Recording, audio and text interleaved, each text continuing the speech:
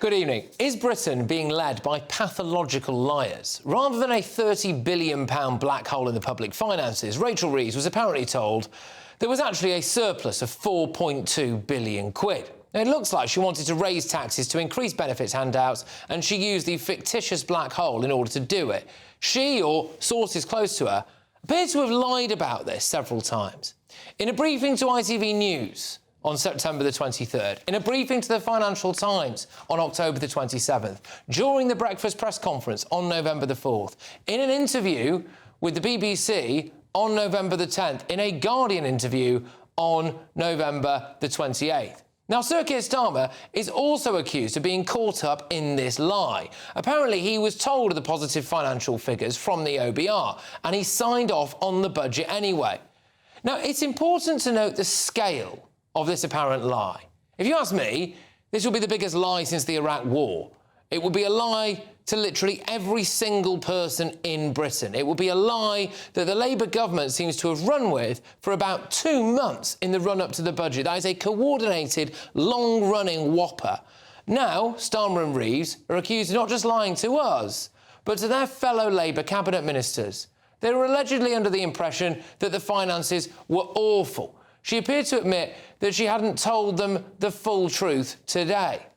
Yet, even one of your cabinet colleagues is now saying that they indeed felt misled by you and the Prime Minister. At no point was the cabinet told about these better than expected numbers from the OBR. Why weren't you honest with them? You would never expect a Prime Minister and a Chancellor to go through all the detailed numbers. The Cabinet are briefed on the morning of the budget, on the budget numbers. Of course, we go through things that affect individual government departments, but the whole information of the budget is not supposed to be provided until the Chancellor delivers the budget. Obviously, this time it was leaked early, but not by the Treasury. Sorry, I don't know why she's laughing. It's incredibly serious, this. I very much doubt that the Labour cabinet ministers were told that there was actually a £4.2 billion surplus. I mean, we have the laughable situation where Treasury Minister James Murray was hauled before Parliament today and said on record that Rachel Reeves had been upfront with everyone. The Chancellor knew on November the 4th that challenging decisions would be required on tax and spend. The subsequent decision to freeze personal tax thresholds for a further 3 years shows that this was correct. Mr. Speaker, the Chancellor took the step of delivering a speech before the budget precisely so that she could be upfront about the circumstances she was facing and the decisions that she would need to take. I mean, this is Orwellian, isn't it? The Prime Minister was out today expecting us all to believe that both he and Rachel Reeves had been completely honest with us. How can our viewers trust anything you say? Well, Chris, I simply don't accept the starting proposition. I'm really sorry. When I was told that we started the budget process minus £16 billion, I didn't cheer. I didn't think it was good. I thought it was a very bad starting position. No. I mean, the PM might have more luck convincing us all that they're telling us the truth if both he and Rachel Reeves hadn't been accused of being serial liars in the past. Everything from Freebiegate, Lord Alley's penthouse, Reeves's CV, whether or not she's a British chess champion, which, by the way, she isn't. I mean, it appears that every time he opens his mouth, something untrue comes out. Like this at Labour conference. I was taken to a street to meet a woman who I was told had strong views on immigration. I knocked on the door. She invited me in. We had a cup of tea and a rich tea biscuit. Well, it turned out that the woman he was talking about claims that Starmer did come round, he called her a racist, and that she kicked him out and vowed to never, ever vote for Labour again. I mean, they currently stand accused of lying to every single person in Britain and their own colleagues, and so far, they've been unable to talk their way out of it. And after all that, after all the bluff and bluster, all these lies, well, it was the head of the OBR, a man nobody had ever really heard of, Richard Hughes, who resigned today. He resigned about an hour before I came on air. I mean, he was apparently forced out by the Chancellor, so the OBR's not very independent after all, is it then? I think this is terminal for Starmer and Reeves. I mean, from now on, whenever they open their mouths about anything, the public will just think they're lying. Your personal data could be exposed right now without you even knowing it. And if you want it removed, use incogni.com/GB News in the description now and get 60% off an annual plan on us. Incogni reach out to the data brokers on your behalf and request that your information be deleted from their databases. And they'll keep sending removal requests to make sure your data stays gone. Sometimes your information ends up on strange, obscure websites that automated tools just can't reach. And that's why Incogni just launched their unlimited plan with a feature called Custom Removals. With this, you can submit any link where your personal information appears, literally paste in the URL, and their privacy team will investigate and work to get it removed. And getting started is super easy. Hit the link in the description, create an Incogni account, and tell them whose data you want removed. Grant them permission to work on your behalf, and then all you've got to do is sit back and relax. They'll keep you updated along the way. Incogni is totally risk-free for 30 days. If you try it, it's not for you, you'll get a full refund. So take back control of your personal data today with Incogni. Use our code GBNews at checkout via the link in the description, and you'll get 60% off an annual plan. Let's get the thoughts from our panel this evening. Daily Express columnist Carol Malone, journalist Benjamin Butterworth, former Tory party chairman, now Reform member Sir Jake Berry. So, Carol, are we dealing with pathological liars here? Yes, we absolutely are.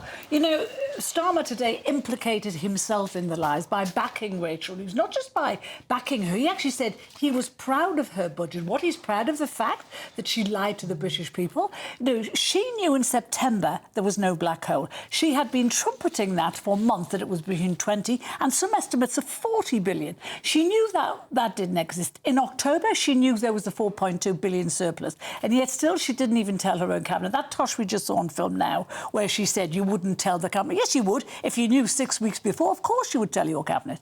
But, you know, she is a pathological liar. We know. Why did we think she would? You know, she lied about her CV.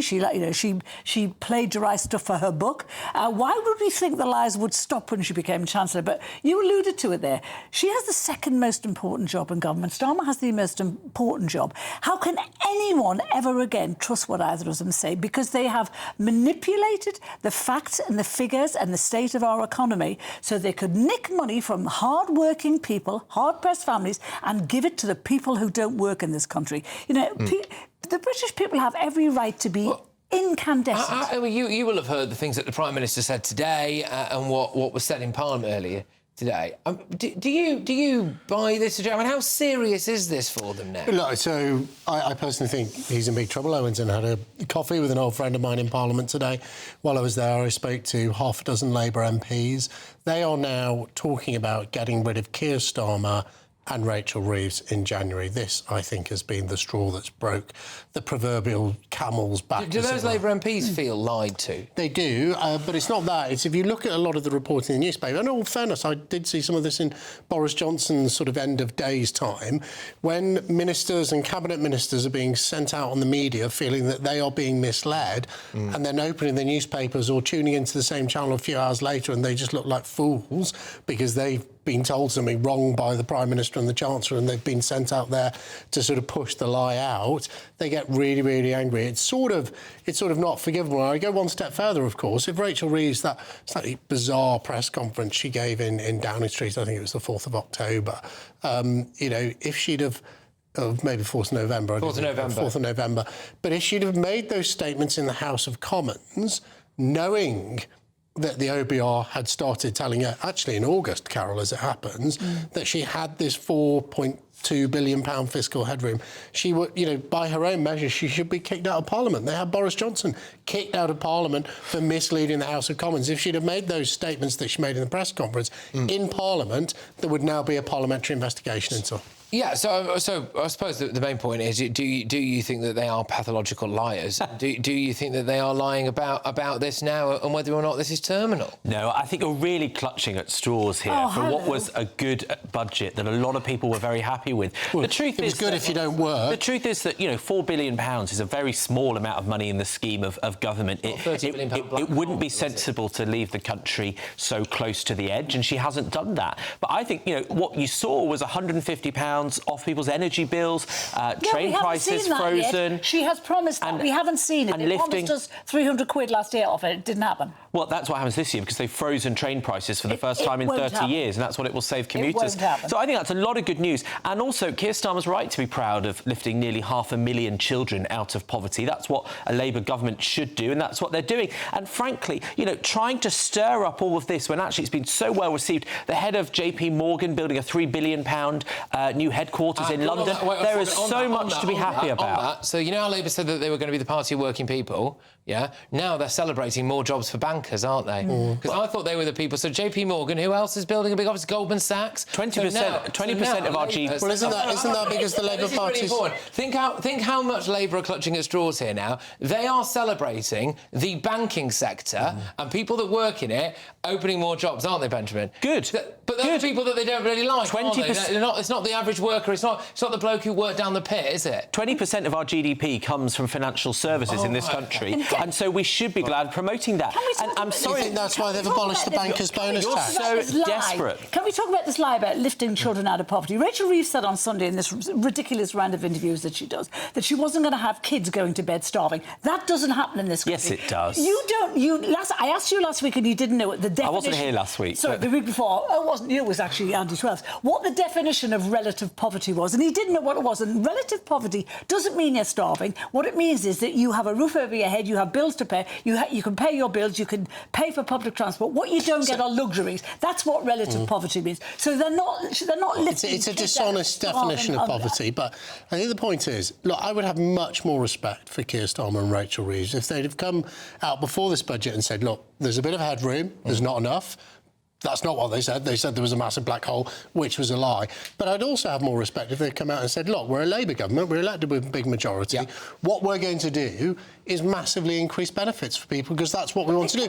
But Carol, let me finish, because there's an honesty in that. What they've done is they've pretended that there's this black hole. They've not even pretended, they've actually just flat out lied to the British public about it and then said, right, that's why we're going to whack up taxes. The real reason they're whacking up taxes, the black hole has been created by giving people who don't work more benefits. That's a straight choice. I'd never vote for that. I don't support that. But their supporters might. Can we talk about that child benefit cap? Just a figure which will shock your pants off you. The two child benefit cap means a worker now has to earn 71 grand.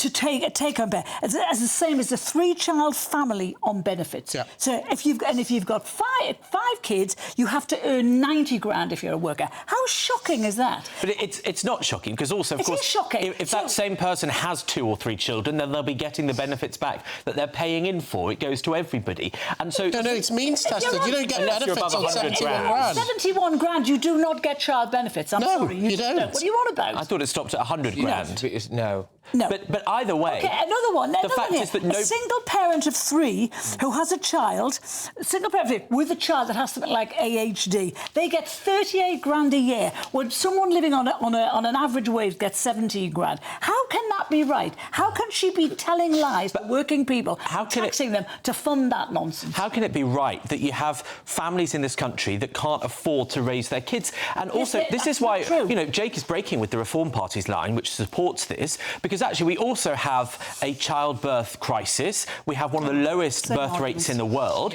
and it's very expensive cost of living right now. This helps people be able to afford to have more children in this country. So as you've asked me about... This facilitates state dependency. This means that we have a government that encourages people not to work. That's what this means. I do... So as Ben's asked me about reform policy, just to be absolutely clear, yes, Reform does support the removing of the 2-child cap if, and only if, you limit those receiving benefits to British people. If the Labour Party had come out and done that, I think I'd support it, because it'd deal with a whole lot of other issues we got as well. Just zooming out from this slightly, final point on this, which is that, there had been a reputation and a bit of a joke, really, about the idea that Sir Keir Starmer and Rachel Reeves were liars. Now, it's a very difficult thing to say on national television. It's a very difficult thing to say, because it's kind of thing... Well, they lied about Southport. Kind of gets you sued, right? So...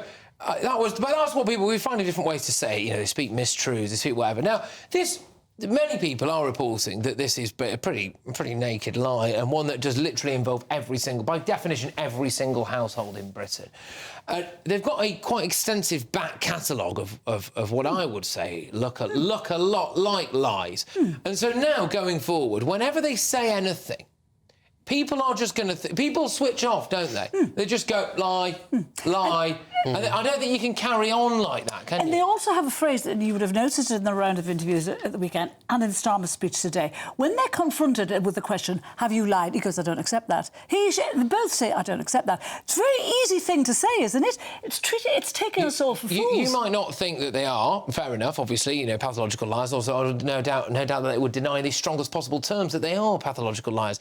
But in the court of public opinion, I think most people out there now really do think that they cannot trust a word that Keir Starmer and Rachel Reeves say. And I don't think you can carry on like that, can you? I don't think they're liars, and I think they have quite clearly an incredibly hard job to take over from, 14 hopeless years. It wasn't going to be easy for anybody. I think the lie is the one that people like Nigel Farage and Kemi Badenoch tell when they pretend that there are easy answers. There aren't easy answers, and I'm quite glad to have a serious and stable government.